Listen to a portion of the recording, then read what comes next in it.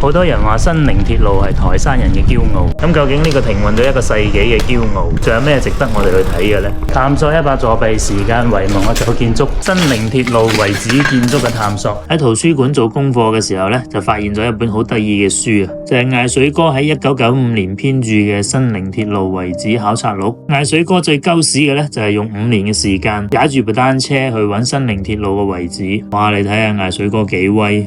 咁本期就跟住艾水哥嘅腳步，探索新寧鐵路第1期遺址公益到斗山。呢段鐵路全長59.3公里，一共21個車站。根據艾水哥嘅提示呢，喺公益出發大概400米呢，就會到達一個蘇道亭。30年後呢，斑駁藍色嘅蘇道亭呢幾個字呢，都淨係剩低半個甩色嘅蘇字啦。蘇道亭都無可避免咁樣荒廢咗，但係艾水哥呢本秘笈呢，就真係有用喎。新寧鐵路從公益站出發嘅第2站呢，就係尋陽站。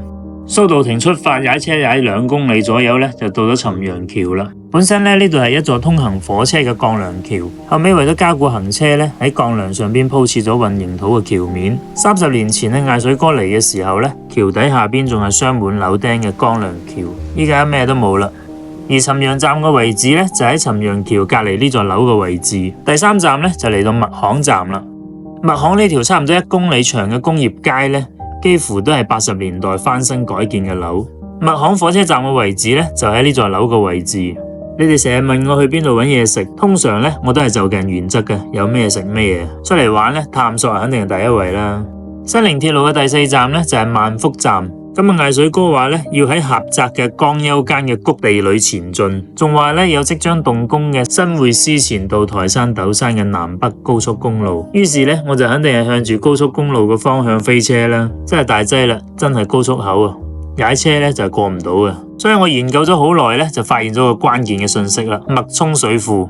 啱啱經過呢個路口嘅時候呢，我就猜測過啦，係咪喺呢度入去呢？但係艾水哥話呢，通向萬福站嘅路呢，只能夠行自行車同埋摩托車，咁所以呢，我就往高速口飛車啦。但係依家我唔理啦，踩入去睇下先。艾水哥30年之後呢，呢度變咗水泥路啊，但我唔知啱唔啱喎，隔籬就係高速啦。應該行啱咗喎，呢度就係艾水哥描述嘅脈沖水庫，但係過咗水庫呢，就開始變成泥路啦。艾水哥30年前應該都係行呢啲路啦。艾水哥本秘笈呢，其實係相當之抽象嘅。火車進壓過，登上巴頂，完全唔知佢講乜嘢。唔理啊，踩過去睇下先。我操，這裡是不是鐵路啊？真係好似鐵路喎，但係鐵路唔應該係階梯型嘅喎。那肯定好明顯係屬於泥嚟嘅喎。順住路上去呢，就發現咗個涵洞啊！艾水哥會唔會喺呢度過去呢？入去睇下先。呢度有個鐵網攔住咗啦。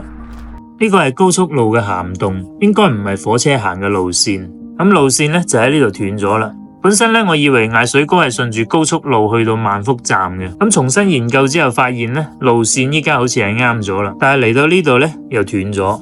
現場呢，仲有一條路。但係喺地圖上睇呢，就係過唔到嘅，咁於是呢，我就兜另外一條路啦，睇下可唔可以過去，然後發現呢，都係咁樣嘅泥路。咁雖然依家我行嘅路呢，就比艾水哥30年前行嘅路就好啲，咁但係咁樣嘅路線呢，就唔可以快樂騎行咯，所以都係兜路啦。好啦，呢度就兜唔過啦。咁下期呢，我哋兜路去探索下新寧鐵路第1期嘅第4站萬福站，順便揾下艾水哥最佳拍攝位。